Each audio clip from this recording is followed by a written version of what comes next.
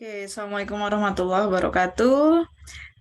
Good morning for all of students in Indonesia and also students in Kazakhstan. Yeah, maybe in Kazakhstan is good afternoon, maybe. Yeah. So I hope all of you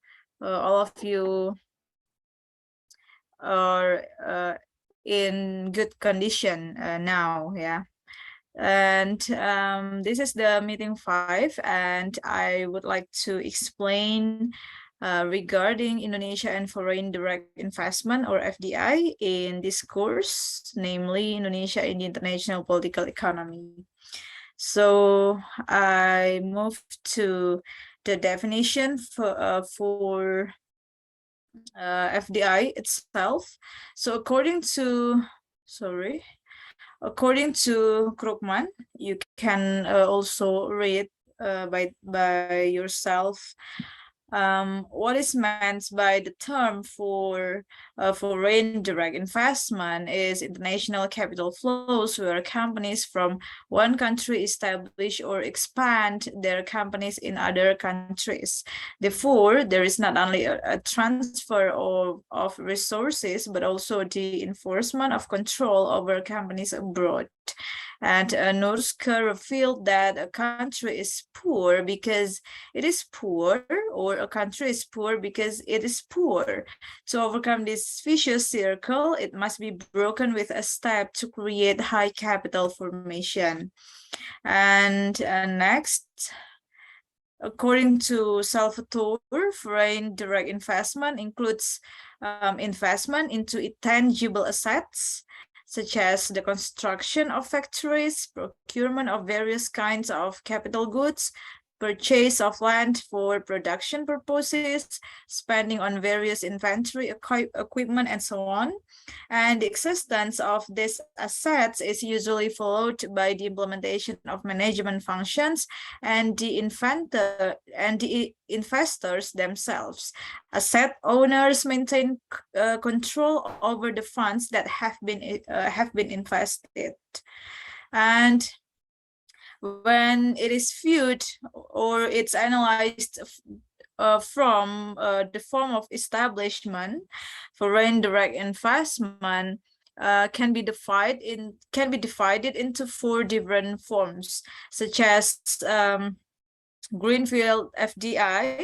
So this type of FDI is investment in the form of establishing new production units where foreign capital is wholly owned by foreign companies or investors in the recipient country of the investment. And second is FDI merger. This FDI type is an investment in the form of purchasing real assets by controlling the full ownership share of a company located in the recipient country of the investment.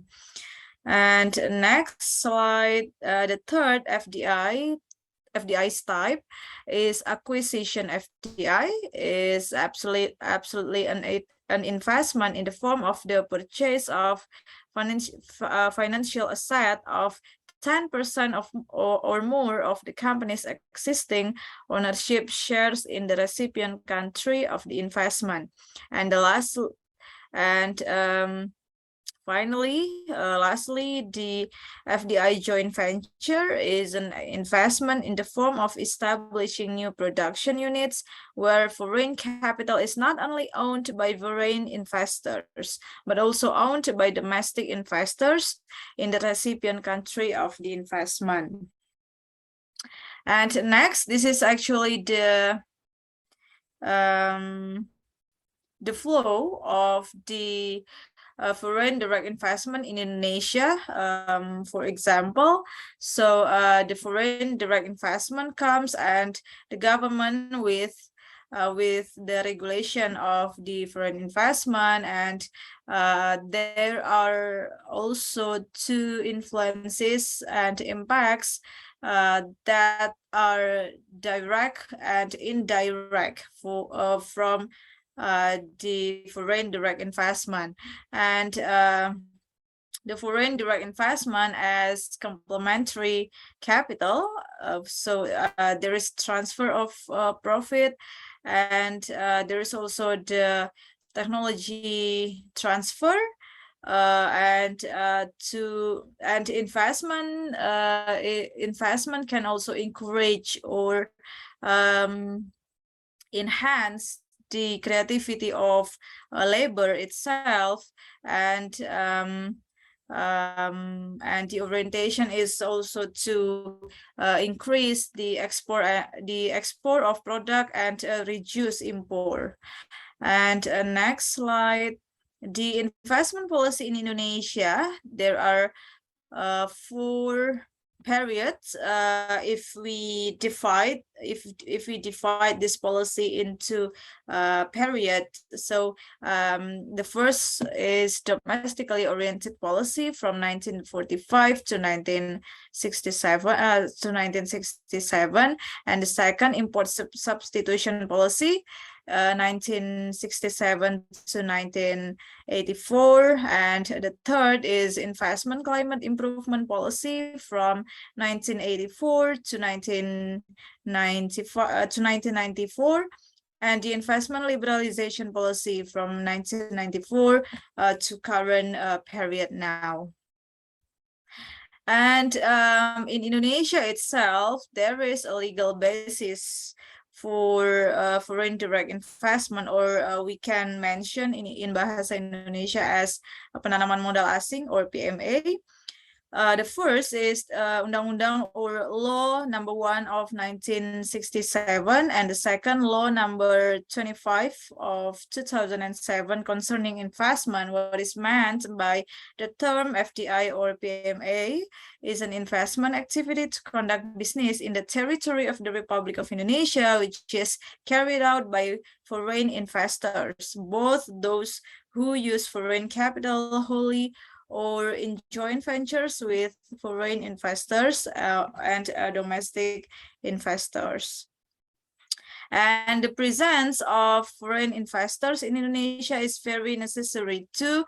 The first is transforming potential economic power into real economic power. The second is increase export and import potentials. And the third is technology transfer takes place itself.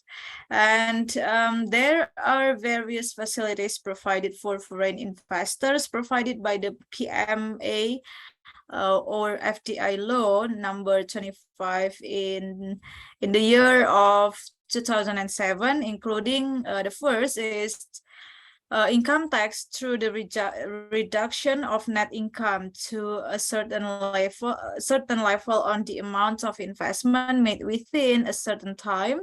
The second is exemption or relief from import duties on imports of capital goods, machinery, or equipment for production purposes that cannot be produced domestically. And the third is exemption or relief from import duty on raw materials or auxiliary materials for production purposes for a certain period of time and with certain requirements. And the fourth is the exemption or suspension of value added tax.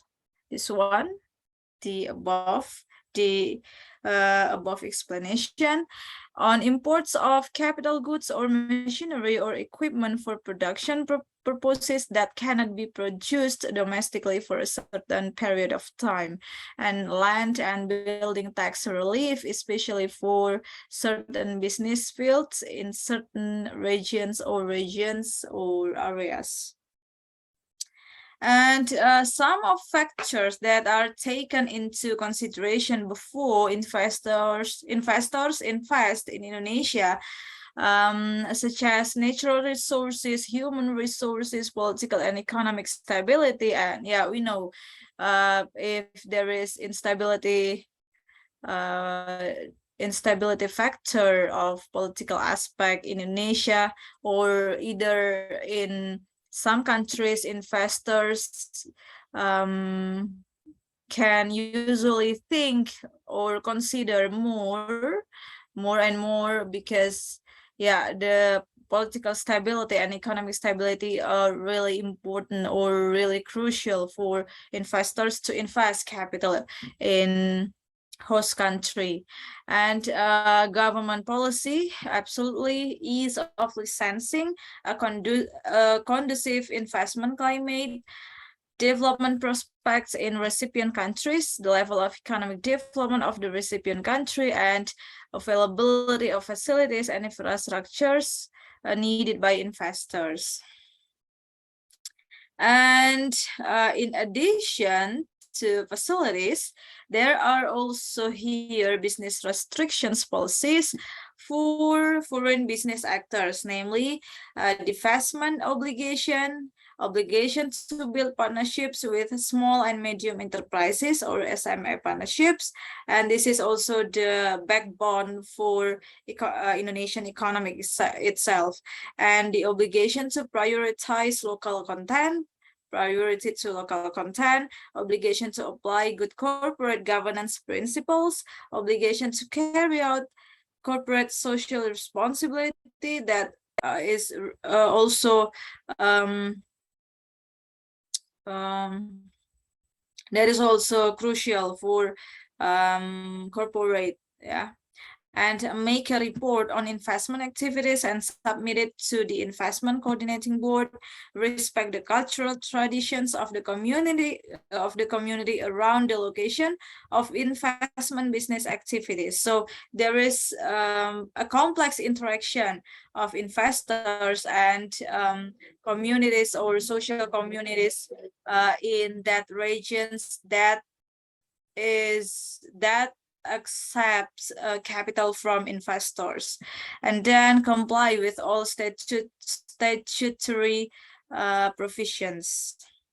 And fields close to full foreign investment control, there are harbor, transmission and electricity, telecommunication, cruise, flight, drinking water, train, atomic power plant, mass media, and so on.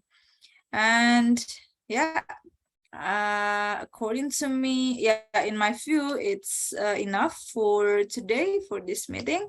If you have questions or maybe you want to discuss something about foreign direct investment, we can also discuss in the space or in the room of Zoom itself.